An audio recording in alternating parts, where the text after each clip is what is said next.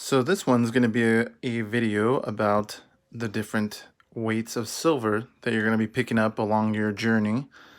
Of course, one of the biggest things to remember is you have to stay within your budget and you have to do what makes sense for you in order to liquidate.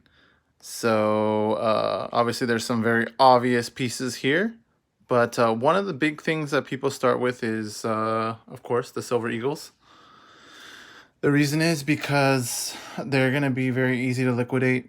There's not as much, looking into it.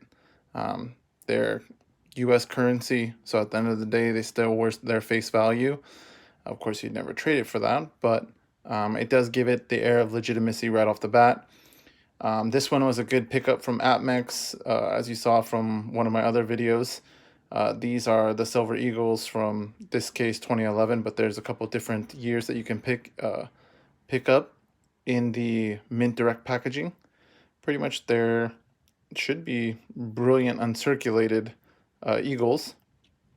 But if you wanted to pick up in a quantity less than this, there's nothing wrong with that. In reality, again, with any silver pickups, you're going to be expecting to get spot.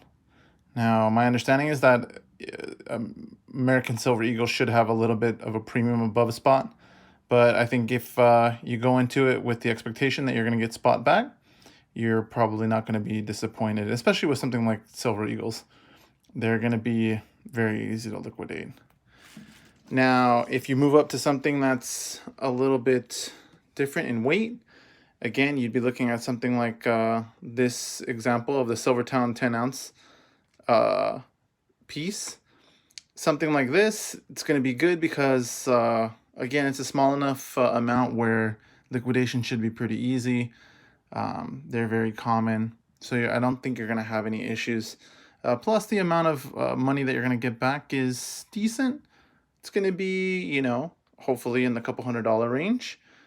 So when that time comes, you can take it to a coin shop, you can send it back into APMEX, JM Bullion, ST Bullion, whatever the case may be.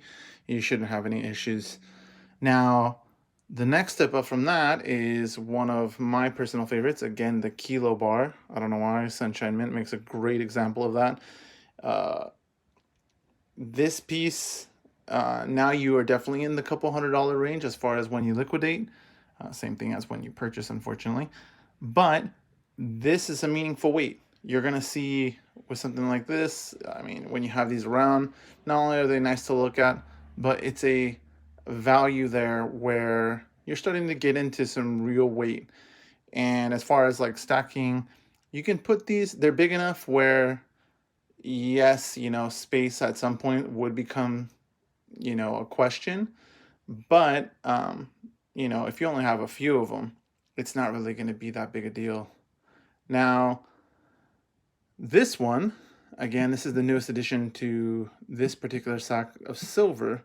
I do have a couple of them, but this one, the Royal Canadian Mint example, again, the reason I purchased this particular bar at the 100-ounce mark was because of the 4 9s. I did like that, especially if it came at pretty much no extra cost to the other varieties. But this one is where you're going to start running into the issues of the liquidation, because 100-ounce, it's going to take the right buyer. It's going to take, someone who's after picking up 100 ounces at once. Now, on the pro side, I will say that, again, with this amount, you're avoiding paying state tax depending on your laws of your state. So that may become an issue. So something like this, you're avoiding that. You're getting one lump of silver. And the reason that I personally like it is because as far as premium, it's, very low over spot. But also, just as a way of keeping track of, how much is your stack really worth, it makes it really easy because you don't have to calculate, for example, the kilobar. Well, how many ounces is that? Oh, how many of the, 10-ounce bars do I have?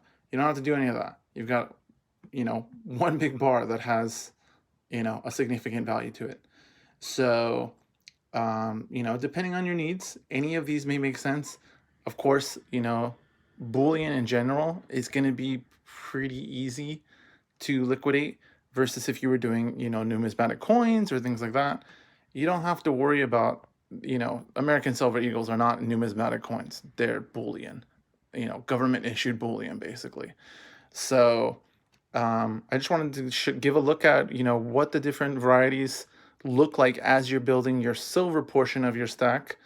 And feel free to ask any questions about the different bar sizes. Like I said, everyone has their own taste as far as what they like. And I think at this point, this is a pretty good representation of what I like in the different weights. So have a good one, and I'll see you soon.